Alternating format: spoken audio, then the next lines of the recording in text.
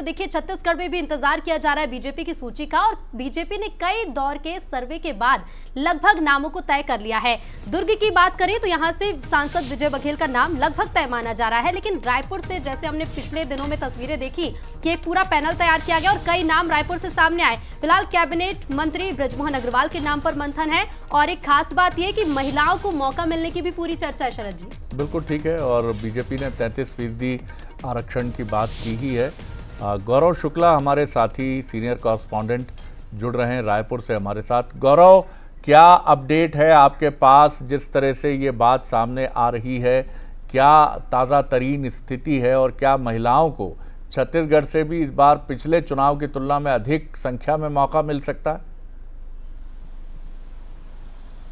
बिल्कुल शरद जी, देखिए यदि मैं छत्तीसगढ़ में लोकसभा चुनाव के प्रत्याशियों के लिए बात करूं तो दो बिंदु महत्वपूर्ण यहां पर देखे जा रहे हैं शरद जी। पहला तो ये कि जो पुराने दिग्गज हैं, जो प्रदेश की राजनीति में कर्णधार कहा जाता है जिन्हें, उन्हें अब केंद्र की राजनीति में ले जाने की तैयारी में है बीजेपी। जैसे कि बृजमोहन अग्रवाल, उनका नाम रायपुर लोकसभा के लिए सबसे आगे चल रहा है। उसके साथ ही साथ अमर अग्रवाल वही नेता है जो 15 साल के सरकार में वित्त मंत्री रहे हैं। उन्हें बिलासपुर से लोकसभा चुनाव लड़ाने की तैयारी है, ऐसी जानकारी निकल कर आ रही है। और अजय चंद्राकर, जिन्हें अभी फिर से सरकार बनने के बाद कोई भी मंत्री पद नहीं दिया गया था, उनका नाम जो है महासमुंद से चल रहा है। तो ये तो 3 बड़े नाम है शरद जी, जिनका नाम अभी तेजी से सामने उछला है, और कल तक जब सूची आएगी तो ये साफ भी हो जाएगा कि क्या बीजेपी की रणनीति रही है। और महिलाओं की यदि हम बात करें तो महिला में फोकस बीजेपी इसलिए करेगी क्योंकि विधानसभा चुनाव में जिस तरीके से बीजेपी के प्रत्याशी, महिला प्रत्याशियों ने जीत दर्ज करके आए थे।